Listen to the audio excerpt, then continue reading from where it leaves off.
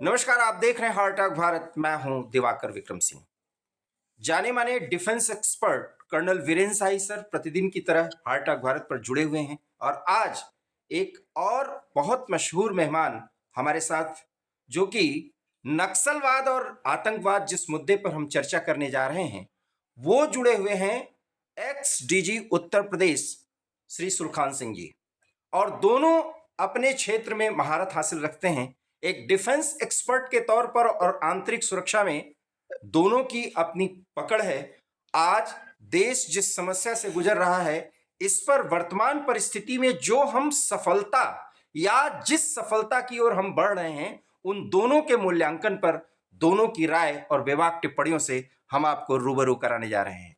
तो सुलखान सर, आपका बहुत बहुत स्वागत। और कर्नल वीरेंद्र साही सर से तो हमारे दर्शक परिचित ही हैं, आपका भी बहुत बहुत स्वागत। सबसे पहला सवाल, चूंकि वीरेंद्र साही सर से इस मुद्दे पर हम बहुत बातचीत कर चुके हैं, लेकिन आज सुलखान सर, पहला सवाल यही है कि जिस तरीके से नक्सलवाद और सीमा पार से आतंकवाद आज एक ही सिक्के के दो पहलू मान लिए गए हैं, उसमें भारत एक सफलता के मुकाम पर तब पहुंचता हुआ नजर आ रहा है जब यह देखा जा रहा है कि एक के बाद एक बड़ी संख्या में नक्सली या तो मारे जा रहे हैं या आत्मसमर्पण कर रहे हैं।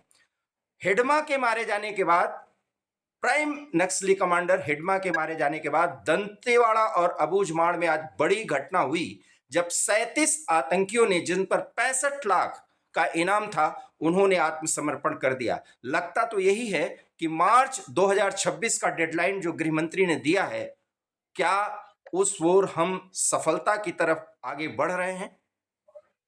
सर, आपसे ही सवाल है। धन्यवाद दिवाकर जी। ये नक्सलवाद, नक्सलिज्म के पहलू में तो ये कहा जा सकता है कि काफी हद तक टारगेट ऑलरेडी मीट किया जा चुका है और नक्सल एक्टिविटियों को बहुत ही सीमित दायरे में कंटेन कर लिया है सरकार ने। और इसका जो मुख्य इसका आधार रहा है वो रहा है कि इन्होंने सांस लेने की जगह नहीं दिया। ब्रीदिंग स्पेस जो ये लोग हमेशा एक टैक्टिस लोग करते रहे हैं कि शांति करने के लिए सरेंडर करेंगे, बातचीत करेंगे तो सीज फायर कर दीजिए, थोड़ा दिन सब ऑपरेशन बंद कर दीजिए और उस दौरान ये दोबारा पुनर्गठित हो जाते हैं जी। बिल्कुल भरोसे काबिल नक्सलाइट्स नहीं है। मैंने इनको उत्तर प्रदेश के कुछ हिस्सों में देखा है जी, हमारे मिर्जापुर और बनारस में इस क्षेत्र में मैं उधर डीआईजी रहा हूँ और मैंने इनको नेपाल में भी देखा है। नेपाल का जब आतंकवाद चल रहा था, माओवाद का, तो उस समय मैं उस क्षेत्र में आईजी जोन था जी, तो मैंने इनको देखा। इनकी ये बड़ी पुरानी टैक्टिक्स है। ये बिल्कुल विश्वसनीय नहीं है और जब भी ये कहते हैं कि साहब हमको टाइम दिया जाए, हम ऑपरेशन बंद किया जाए, तो ये उस दौरान संगठित होकर दोबारा कार्रवाई शुरू कर देते हैं। तो इतनी बड़ी जो सफलता सरकार का रहा है ये जी। सुलखान सर, सवाल ये है कि जो इतनी बड़ी सफलता मिल रही है, एक तरीके से कॉरिडोर जो था नेपाल से लेकर के और आंध्रा तक का जो कॉरिडोर था, बिल्कुल क्लियर लाल कॉरिडोर था। उस कॉरिडोर पर अब हमारे सुरक्षा बलों का जो इस क्षेत्र के ऑपरेशंस में लगे हुए हैं, उनका कब्जा हो रहा है। जबकि मैं आपको बता दूं कि आईटीबीपी का एक बड़ा सेंटर हब जो है वो अबूझमाड़ को बनाया गया है, इसकी घोषणा भी आज कर दी गई है। तो इनकी कमर तोड़ने में हमको इधर कुछ महीनों में सफलता मिली, या वास्तव में वर्तमान सरकार ने जो लाल आतंकवाद खत्म करने की बात कही, उसकी नीतियों के कारण, एक लॉन्ग टर्म नीतियों के कारण ये सब सफलता मिल पाई है? जी, उत्तर प्रदेश में जी एसटीएफ ने काफी समय पहले, मैं एग्जैक्ट टाइम मुझे याद नहीं पड़ रहा है, लेकिन मुझे याद है कि जब mister V K Singh IG zone थे बनारस में जी, उस समय मिर्जापुर में काफी बड़ी संख्या में नक्सली मारे गए थे और उसके पहले भी कई ऐसे ऑपरेशन हुए। तो नेपाल से जो कॉरिडोर बन रहा था वो वाया गाजीपुर बलिया होते वो तो तोड़ा जा चुका था। लेकिन ये महाराष्ट्र, छत्तीसगढ़ और आंध्र प्रदेश, ये जो जंक्शन है जी जी स्टेट्स का, इनमें ये गतिविधियां जो है इस दौरान पिछले 10 सालों में नियंत्रण में आई हैं। इसके पहले कभी यहाँ ठीक से नियंत्रण में आ नहीं पाई थी। तो इसके लिए जो वर्तमान रणनीति चल रही है सरकार की तरफ से, जी तो वो इसकी क्रेडिट उनको मिलना चाहिए। जी और इसके पहले भी जो वहाँ छत्तीसगढ़ में सरकार थी, उन्होंने भी अच्छा इस मामले में काम किया है।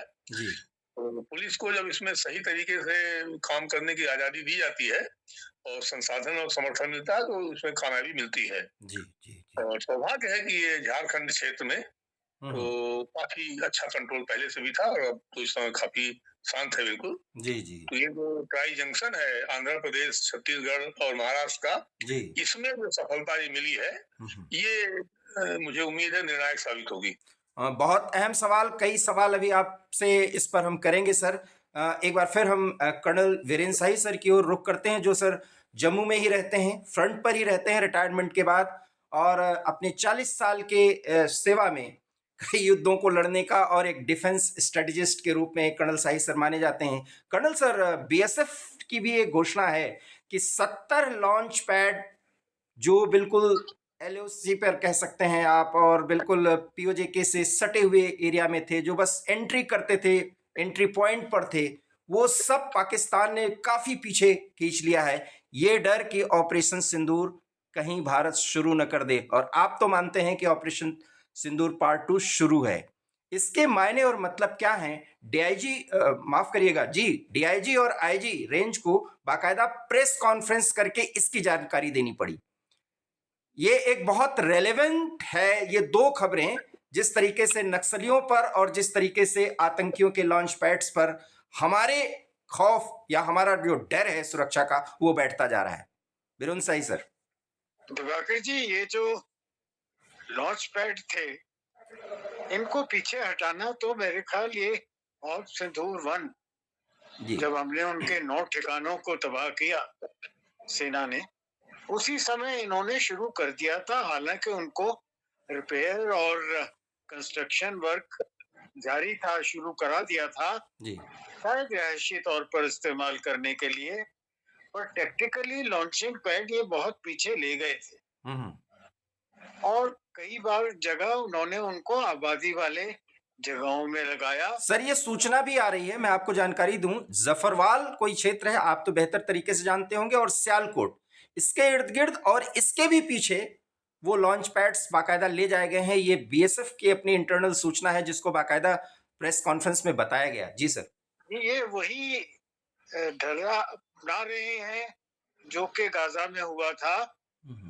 वहां भी जब इजराइल का प्रेशर बना तो वो उनके ठिकानों को या तो नीचे टनल्स में ले गए, और टनल्स की ओपनिंग भी कोई हॉस्पिटल में, कोई आबादी में, कोई स्कूल में ऐसी जगह रखे ताकि जब उनके ऊपर प्रहार हो तो वो संसार को ये बता सकें कि बड़ा जुल्म हो रहा है, हॉस्पिटल पर अटैक हो रहे हैं, स्कूलों पर अटैक हो रहे हैं। उसी रास्ते पर चलते हुए, नकल करते हुए, इन्होंने कुछ लॉन्च पैड्स को पीछे हटाया और आबादी में ले गए ताकि कोलेटरल डैमेज एक नेसेसिटी हो जाए। और कोलेटरल डैमेज का वो अपनी पब्लिक को भी बताएं, देखो भी आप लोगों को मार रहे हैं, और पूरे संसार को बताएं कि भारत की तरफ से जो अटैक आ रहे हैं उसमें बच्चे मारे गए, लेडीज मारी गई, रिलीजियस प्लेसेस, मेडिकल प्लेसेस पर अटैक्स हुए। जी। और दरअसल ये उनकी जो क्रिया है, ये तकरीबन उसी पैटर्न पर है जिस पैटर्न पर हमास ने किया था। दूसरी बात मैं यहाँ ये भी बताना चाहता हूँ कि इनके कंट्री की डेप्थ बहुत नहीं है। जी जी। और इसीलिए जैसा मैंने एक बार पहले भी क्लैरिफाई किया था जी कि डेप्थ कम होने की वजह से जब ये हमारे बॉर्डर से उनके देश के ईस्टर्न बॉर्डर से जी जी जी जब ये अंदर जाते हैं या अपने वेस्टर्न बॉर्डर की तरफ जाते हैं, राइट, तो जितना हमसे दूर होते हैं उतना ही अफगानिस्तान के नजदीक होते हैं। Right, right. और इस प्रकरण में, इन दिस कंटेस्ट, जब हम सोचते हैं कि हमारी जो अंडरस्टैंडिंग अफगानिस्तान के साथ बन रही है, जी जी जी और जैसा वो बगराम एयरपोर्ट वगैरह पर अब हमने अपनी मौजूदगी बनाई है, जी जी कुछ अफगानिस्तान के जो तालिबान हैं उन्होंने प्रयोग किए हैं 2-3 ड्रोन्स भी उस ओर से पाकिस्तान में लॉन्च करने का।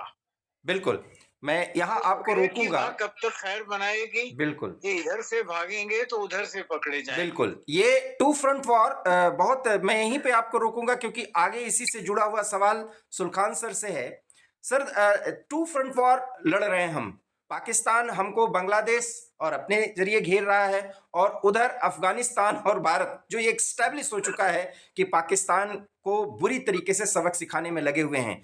इंटरनल सिक्योरिटी भी साथ साथ बहुत मायने रख रही है सुल्खान सर, और जिस तरीके से दिल्ली ब्लास्ट 10 नवंबर के दिन हुआ है, उसके बाद से जम्मू कश्मीर की पुलिस जिस तरीके से एक्टिवेट है, उसमें हम जिस 2.5 मोर्चे, और मेरा तो मानना है कि हम 3.5 मोर्चे पर लड़ रहे हैं, उसमें पुलिस की भूमिका बहुत महत्वपूर्ण होती जा रही है। और ऐसे में डीआईजी और IG Jammu Kashmir BSF range के, और उनको बाकायदा प्रेस कॉन्फ्रेंस करके ये जानकारी देनी पड़ रही है। मतलब इंटरनल सिक्योरिटी को हम बहुत ज्यादा महत्व इसलिए दे रहे हैं क्योंकि अब हमको घर के अंदर की सफाई करनी है, और उस सफाई के काम में सबसे ज्यादा बड़ी बात यह है कि लाल आतंक के साथ साथ जो कई पाकिस्तानी खित्ते इस देश में स्टैब्लिश हो गए हैं, उनको समाप्त करना। सुल्तान सर, इस पर आप क्या कहना चाहेंगे? जी दिवाकर जी, मैं ये बात वैसे कहने वाला था, आपने पॉइंटेड क्वेश्चन किया है, बड़ी अच्छी है बात है ये जी। जम्मू कश्मीर में जो पाकिस्तान प्रायोजित आतंकवाद है, इस पर भी बहुत अच्छा सख्त प्रहार हुआ है भारत की तरफ से, और काफी हद तक इसको कंटेन किया जा चुका है। लेकिन अब ये इससे ज्यादा कंट्रोल नहीं हो सकता है। इसके दो कारण हैं। पहला कारण तो है कि पाकिस्तान के लिए ये एक ऑक्सीजन है। एंटी हिंदुस्तान एक माहौल बनाए रखना, ये उनके लिए ऑक्सीजन है। दुर्भाग्य से हमारे यहाँ भी राजनीति में इसको ऑक्सीजन का इस्तेमाल कर रहे हैं, एंटी पाकिस्तान स्टैंड को, ये उसको ऑक्सीजन की सरकारें यूज कर रही हैं, लंबे समय से कर रही हैं, मैं किसी एक सरकार को नहीं कहूंगा। तो ये सरकारों का के अस्तित्व में जुड़ गया है मामला ये, इसलिए पाकिस्तान की सरकार तो कभी भी इसको सॉफ्ट नहीं करेगी, चाहे कुछ भी हो जाए, क्योंकि जैसे सॉफ्ट करेंगे वहां के जो हार्ड लाइनर्स हैं वो उन पे हावी हो जाएंगे तुरंत। तो ये ऐसा रहेगा। सुल्तान सर, अभी तो मेरा सजेशन है, जो मैं पहले कई फोरम में दे चुका हूँ। मैं एक बार उधम सिंह नगर में एक सेमिनार में गया था, वहाँ पुलिस एकेडमी में जी, वहां भी मैंने एक बात कही थी। अब इनको इसमें लोकल पुलिस का रोल बढ़ाना होगा। ये दो तरीके से करना होगा। एक तो कम्युनिटी को, लोगों को इन्वॉल्व करना है, तो ज्यादा थाने बढ़ा करके और लोकल पुलिस को सीधे आतंकवादियों के कन्फ्रंटेशन में लाना होगा इसको, जो ताकि कम्युनिटी से उनका मुठभेड़ हो और तब दबाव बनेगा इसमें। पंजाब में ऐसा ही हुआ था, जब पंजाब पुलिस कन्फ्रंटेशन में आई है आतंकवादियों के, तो वहां के लोग भी आपत्ति करने लगे कि साहब आप हमारे बच्चों को मार रहे हैं, ये बात ठीक नहीं है। अभी क्या होता है कि बाहर के बीएसएफ, बाहर के सीआरपीएफ, बाहर की आर्मी के लोग मर रहे हैं, तो वो कम्युनिटी इन्वॉल्व नहीं हो पा रही है। तो ये इसको तुरंत करना चाहिए इनको, जो है। दूसरा इसका पार्ट होना चाहिए कि बीएसएफ में, सीआरपीएफ में स्पेशली रिक्रूटमेंट वहां के लोगों का करके, और कुछ लोगों को वहां ड्यूटी पे लगाया जाए, कुछ लोगों को बाहर ड्यूटी पे लगाया जाए। तो वो लोग जो है इधर के लोगों से भी इंटरेक्शन में आए। जब वहां का सिलेक्टेड कांस्टेबल, सब इंस्पेक्टर, जब वो लखनऊ में पथराव झेलेगा, जब वो भोपाल में डंडे खाएगा पब्लिक से, तो वो पब्लिक से रेपो बनने लगता है उससे। ये बड़ी स्ट्रेंथ चीज है। पुलिस वाले जहाँ झगड़ा करते हैं, जहाँ पथराव झेलते हैं, वहां के लोगों से आत्मीयता बनने लगती है, लोगों को आइडेंटिफाई करने लगते हैं। तो मेरा ये मानना है कि जब तक जम्मू कश्मीर के बॉर्डर तौर के खास कर वो जब तक इनर इंडियन पार्ट से आइडेंटिफाई नहीं करेंगे, तो ये कम्युनिटी बनाम आतंकवाद नहीं बनेगा। और बिना इसको कम्युनिटी बनाम आतंकवाद बनाए हुए आर्म्ड फोर्सेस के बल पे ये कंटेन तो रहेगा, खत्म नहीं होगा पंजाब की तरह। बिल्कुल, यही वीरेंद्र साई सर को इसको करना चाहिए जी। और लोकल पुलिस जब प्ले में आएगी, तो पंजाब में बड़े गजब के नतीजे आए थे, और यहाँ भी कोई वजह नहीं है कि लोकल पुलिस कांस्टेबल वहीं की भर्ती लोग जो है वहीं थाने में तैनात होंगे, और उनका मुकाबला होगा, तो फिर आतंकवादियों को भी लोकल सपोर्ट मिलना बंद हो जाएगा, जो है। यहीं पर वीरेंद्र साई सर आपसे सवाल है, क्योंकि अक्सर बातचीत होती रहती है और जम्मू कश्मीर के अंदरूनी राजनीति को आप बहुत नज़दीक से सही सर समझ रहे हैं। ये लोकल पुलिस का इन्वॉल्वमेंट जो मैं बोलना नहीं चाह रहा हूँ, पता नहीं आप मेरे इस सवाल पर बोलेंगे या नहीं, किस तरीके से एक दो फेस अक्सर देखा जा रहा है जो स्पाइंग कर जाते हैं, खाते तो अब मैं पूरी बातें नहीं कह पा रहा हूँ, अब आप शायद समझ रहे हैं। और सुल्तान सर का अनुभव ये कहता है कि उनको इन्वॉल्व किया जाए, हालांकि बेहतर प्रदर्शन कर रही है, लेकिन जैसा कि आप हमेशा कहते रहते हैं कि वहाँ इन्वॉल्वमेंट जो पाकिस्तानी तत्व हैं कई विभागों में उनके स्पाई और उनसे समर्थन या उन सिंपैथी रखने वाले लोग इन्वॉल्व हैं। तो इस चीज को, इस गंदगी को कैसे साफ किया जाए? मैं सहमत हूँ जी डीजी सर से, जी साहब से, और इसका विचार किया जा रहा है, ये कार्यवंत भी है। मैं जानकारी देना चाहूंगा कि 4 battalion home and earth battalions कहलाती हैं जी। इनका 100% एनरोलमेंट लोकल है, बिल्कुल उसी तर्ज पर जिस तर्ज पर डीजी साहब ने बयान किया। इसके अलावा हमारे पास 14 पलटन भी हो गए Jammu and Kashmir light infantry के हैं, इनका 100% एनरोलमेंट लोकल है, लगभग आधा कश्मीर से और आधा जम्मू रीजन से। तो ऐसा नहीं है कि इस विचार में कोई कसर छोड़ी गई है।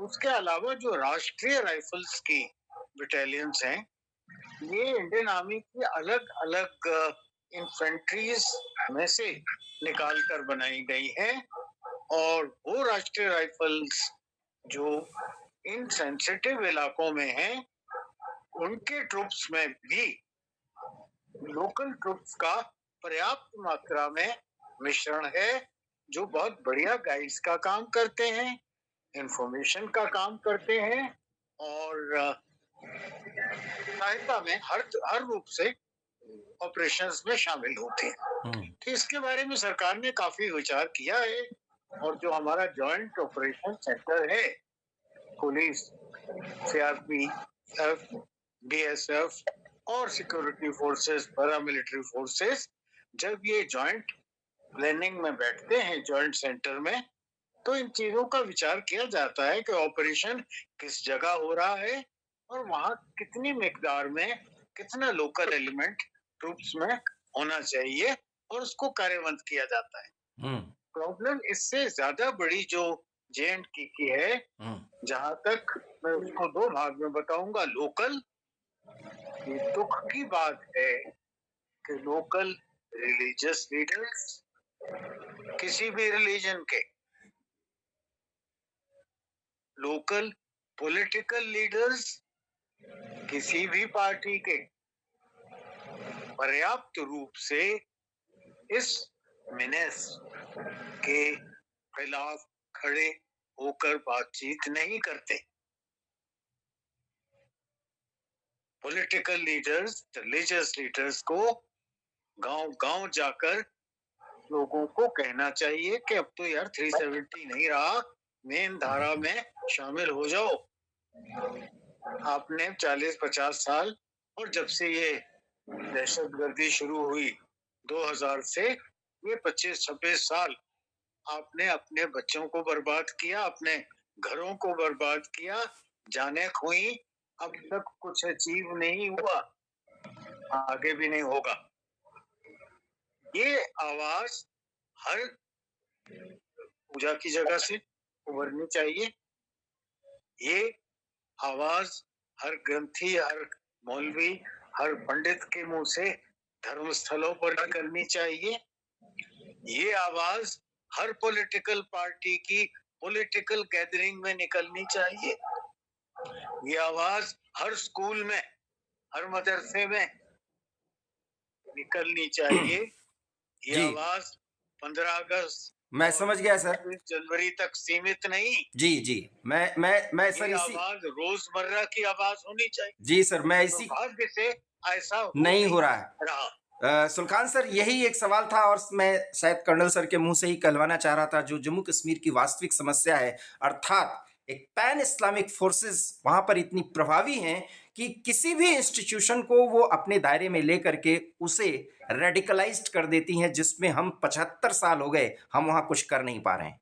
जिसमें आप जैसे अनुभवी लोगों के सुझाव को भी कार्यान्वित करने में चाहे राज्य सरकार हो, हालांकि राज्य सरकार दो मुहा रुख अपनाती है, और चाहे केंद्र सरकार हो और चाहे जिसकी सरकार हो, उसने प्रयास किया, लेकिन रेडिकलाइज्ड वे जो है वो वहां के लोगों का नहीं बदल रहा है। बहुत कुछ बदला है लेकिन अमूमन जो बदलना चाहिए वो नहीं बदल रहा है। ऐसे में जी जी कुछ मैं सुल्तान सर से ये सवाल और ऐड करना चाहूंगा जी, शायद डीजी साहब भी रोशनी डालें। ये हादसा हुआ जो पहलगाम का, जी वो पहलगाम में हादसा करने के बाद भी लगभग 1.25 महीने चारों लोग जिंदा थे। चारों लोग कश्मीर में थे और लोकल पर्सन्स के पास थे, और चारों लोग भूखे नहीं थे 1.25 महीने। और सर्दी के मौसम में उन्हें हाथ सेकने को अंगीठी भी मिली, उन्हें शायद चाय से लेकर रात के खाने तक सहूलियत भी मिली। उनको पुलिस और सिक्योरिटी फोर्सों की नजर से बचाकर लोकल्स ने 1.25 महीने रखा। कुछ कहना चाहेंगे सुल्तान सर? अब ये बात नहीं सर, एक सवाल का निष्कर्ष बिफोर जवाब दें कि कहाँ थे लोकल एसएचओ? ये एक सवाल उठ रहा है सर। कहाँ थे थाने के मुंशी? कहाँ थे लोकल डिप्टी एसपी?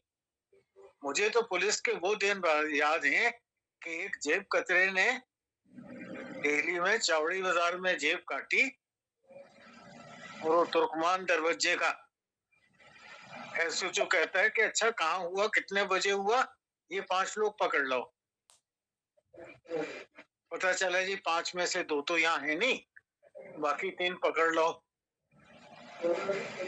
ये तो यहाँ बीमार था, ये यहाँ था, कहता है ये जो तीसरा नहीं मिल रहा इसको लाओ और उसके भाई को भी ले आना। और जेब कतरा उनमें से निकल आता था। इतनी पहचान एक एसएचओ रखा करते थे। ये 1.25-2 महीने घूमते रहे। वो कठुआ से जो लोग शामिल हुए थे, जो ज्योग्राफी जानते हैं जेएंडके की, वो 4-4 महीने रहे। हमें यही खबर मिलती रही सिक्योरिटी फोर्सेस को कि आज से 3 दिन पहले फलाने गांव में थे। अरे भी आज कहाँ है? फिर खबर मिलती थी कि 18 किलोमीटर दूर मैं आपको यहाँ रोकना चाहूंगा। अभी जब हम आप बात कर रहे हैं, अभी से 4-5 घंटे पहले जम्मू कश्मीर से खबर है कि 4 और आतंकी ऐसे ही लोकल से खाना मांगे, और जब उन लोगों ने देखा कि ये सस्पेक्टेड है तो उनकी नजर पड़ी और उसके बाद वो जंगलों में भागे हैं, जो सर्चिंग ऑपरेशंस चल रहे हैं। सुल्तान सर, चूंकि समय की सीमा होती है इसलिए हम इस पर आगे बढ़ाएंगे बात को।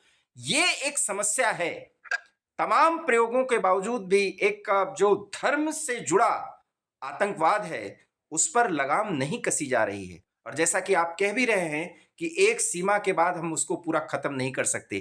क्या ये देश के लिए एक नासूर बना रहेगा उस स्थिति में जबकि हम 31 मार्च 2026 को यह दावा कर रहे हैं कि इस देश से लाल आतंकवाद खत्म हो जाएगा? ये लाल आतंकवाद तो खत्म हो जाएगा जी, हमें लग रहा जी। रही बात ये जम्मू और कश्मीर के आतंकवाद की, तो ठीक इसी तरह की परिस्थितियां पंजाब के आतंकवाद के टाइम पर थी। हाँ, बिल्कुल बिल्कुल। और वो पंजाब से जो स्पिल ओवर था हमारे तराई में आता था। मैं उस दौरान रामपुर, सहारनपुर और पीलीभीत में रहा हूँ, एसपी रहा हूँ जी। पीलीभीत तो बहुत ही ज्यादा अफेक्टेड था। बिल्कुल बिल्कुल।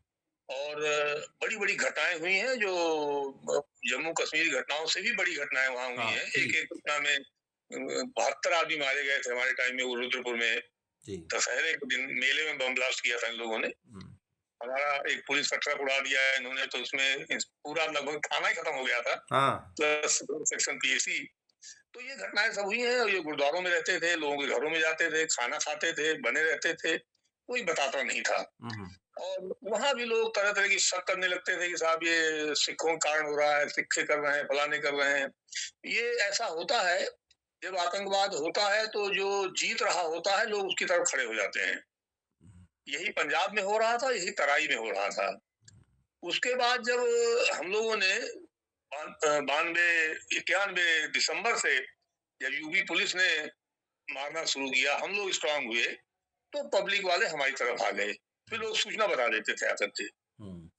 मैंने बहुत से आतंकवादियों के कन्फेशन रिकॉर्ड किए हैं, इसमें एसपी को पावर थी कन्फेशन रिकॉर्ड करने की। तो ये ज्यादातर में यही मिलता था कि जिसके यहाँ पहुंच जाते थे, किसी की हिम्मत नहीं है, आज भी हिम्मत नहीं है कि जो खाना न दे उनको, और किसी में हिम्मत नहीं कि वो बता दे। आतंकवादियों तो आप बात छोड़ दीजिए, जो कि AK-47 और बड़े खतरनाक हथियारों से लैस होते थे। डकैतों की कोई खूब सूचना, हम तो डकैती अफेक्टेड एरिया से मैं आता हूँ, बुंदेलखंड से। डकैत के लिए कोई आदमी ना तो खाना मना कर सकता है और ना पुलिस को बता पाता है कोई जी। तो डकैत भी जब पकड़े गए हैं तो दुश्मनी की सुरागसी होती है, दुश्मनों से लगाया जाता है उसमें जो है। आतंकवादी भी जब हुए तब तभी हुए जबकि वो सिखों को ही मारने लगे। और जब पंजाब पुलिस को उसमें लगाया गया, सरदार बेअंत सिंह जब मुख्यमंत्री बने तो पंजाब पुलिस को उसमें फुल्ली लगाया गया, तो पंजाब पुलिस के लोगों को भी मारा उन्होंने, पंजाब पुलिस के परिवार वालों को मारा उन्होंने, तो उससे लोकल कम्युनिटी एकदम खिलाफ हो गई आतंकवादियों के। तो ये एग्जैक्टली यही जो जम्मू कश्मीर में आज हो रहा है, यही हालात थे पंजाब में, इसमें एक आयोटा और कहीं डिफरेंस नहीं था।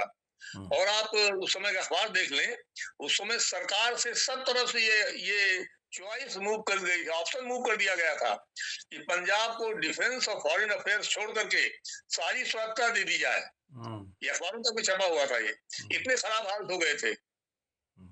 तो ये रिवर्स हो सकता है, इसमें कम्युनिटी का, पब्लिक का इन्वॉल्वमेंट बढ़ाना पड़ेगा, और लोकल सरकार को जो है, जो सरकार को वहां बहाल किया जाना चाहिए, और सरकार को ये जिम्मेदारी सौंपी जाए इसकी, और जैसा मैंने कहा लोकल कम्युनिटी को ज्यादा से ज्यादा इन्वॉल्व करे। आप जो मतलब आप सुल्तान सर ये कहना चाह रहे हैं, क्या खोलिए, क्षेत्र के अंदर घुस के खोलिए, वहां पर वहीं रहेंगे लोग जो है। पुलिस का आदमी, CRP का आदमी, आर्मी का आदमी कंटोनमेंट में रहता है, वो उतना मिक्सअप नहीं होता है। पुलिस का आदमी कुछ थोड़े बहुत पुलिस लाइन में रहते हैं, थाने में रहते हैं, बाकी वहीं किराए का मकान लेके रहते हैं, उनका परिवार वहां रहता है। फिर उनके परिवार पे खतरा भी होता है, परिवार भी मारा जाता है, लोग मारे जाते हैं, तो कम्युनिटी भी उसमें खिलाफ होने लगती है। ये साइकिल जब तक नहीं चलेगा तो सिख आतंकवाद की तरह ये पैन इस्लामिक आतंकवाद जो है, जो पाकिस्तान से प्रायोजित है, सिखों को भी पाकिस्तान प्रायोजित कर रहा है, और अभी भी कर रहा है, अभी भी तो कर ही रहा है सर, अभी भी तो कर ही रहा है। उसमें परमजीत सिंह पंजौर जो बहुत सबसे खतरनाक आतंकवादी था, वो तो पाकिस्तान में अभी है, वहीं पे जो है अभी मारा गया कुछ दिन पहले किसी चक्कर में जो है। सुल्तान सर, आप जिस पर जिक्र कर रहे हैं कवर जी, तो ये लगभग वही पैरेलल टाइप की चीजें हैं। यहाँ तक पाकिस्तान के स्ट्रेटजी से ये लोग करते थे, आतंकवादी, सिख आतंकवादी, कि बस रोक करके और रिलीजन देख करके मुसलमान को नहीं मारते थे, हिंदू को मार देते थे। ये वहां भी चाहते थे कि हिंदू मुस्लिम मामला हो जाए। ये स्ट्रेटजी होती है इन लोगों की। हमारे यहाँ रामपुर में, बिलासपुर थाने में बस रोकी, इन्होंने एक आदमी को पहचान कर गोली मारी, इन्होंने मुसलमानों को नहीं मारा जी। तो ये इस तरह की आतंकवादी स्ट्रेटजीज करते हैं।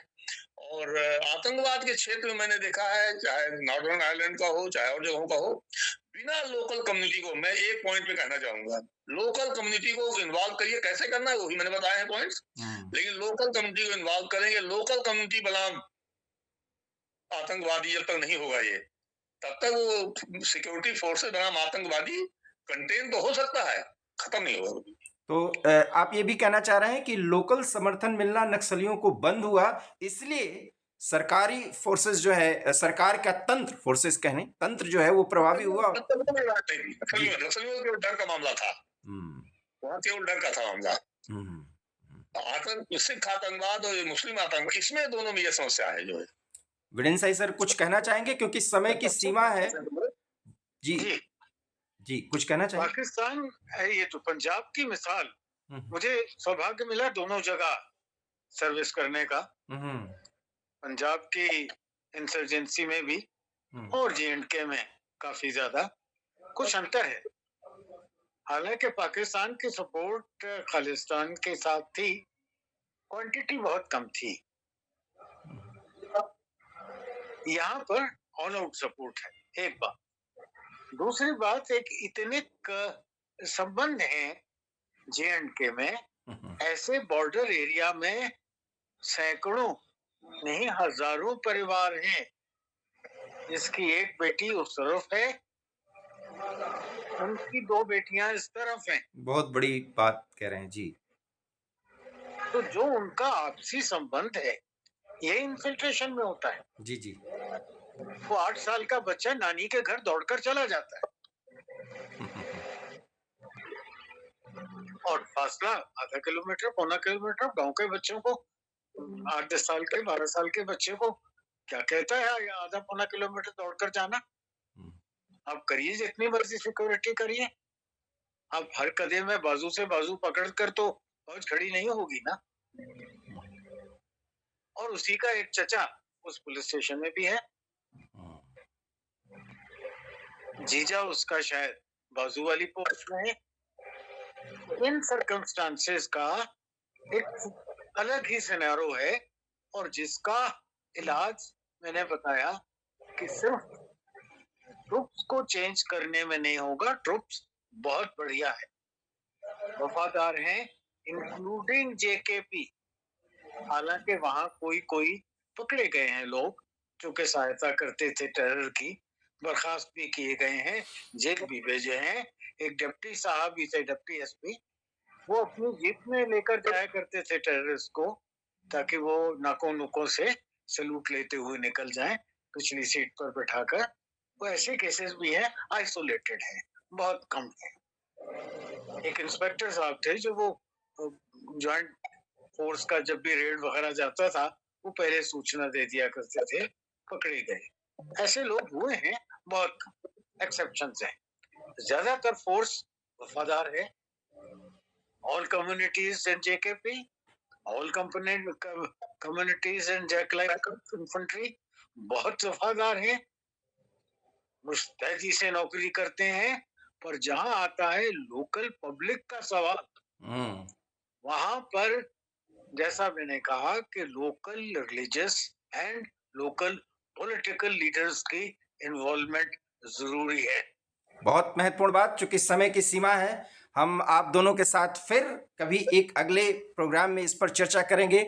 बहुत महत्वपूर्ण बात जिसको नटसेल में मैं बताना चाहूँगा, जैसा कि XDG सुलखान सर ये बोलते हैं कि लोकल इन्वॉल्वमेंट और पुलिसिंग जो है उस पर हमें भरोसा करना होगा, हमको इन्वॉल्व कराना होगा, और साथ ही साथ पब्लिक इन्वॉल्वमेंट जैसे ही बढ़ेगा हम बहुत कुछ कमांड एंड कंट्रोल की स्थिति में आ पाएंगे। और कर्नल वीरेंद्र शाही सर का कहना है कि हम सब कुछ करें, लेकिन हमें बहुत ज्यादा विजिलेंट इसलिए रहना होगा क्योंकि लोकल इन्वॉल्वमेंट में पैन इस्लामिक फोर्सेस, जिसको आप मुल्ला मौलवी कोई भी एक रिलीजियस सेक्ट्स का कोई भी एक वो जिसका सीधा संबंध पाकिस्तान से होता है, उसके कारण से वो स्थितियां नहीं बन पाती। कैसे इसमें बीच का रास्ता मिले और कैसे यहां भी सफाई हो और हमारी इंटरनल सिक्योरिटी मजबूत हो, यही एक बड़ा सवाल है। क्योंकि सीमा पर हम लड़ने की उस स्थिति में हैं कि पाकिस्तान को फिर 3 से 4 दिन के अंदर पूरे सिस्टम को तबाह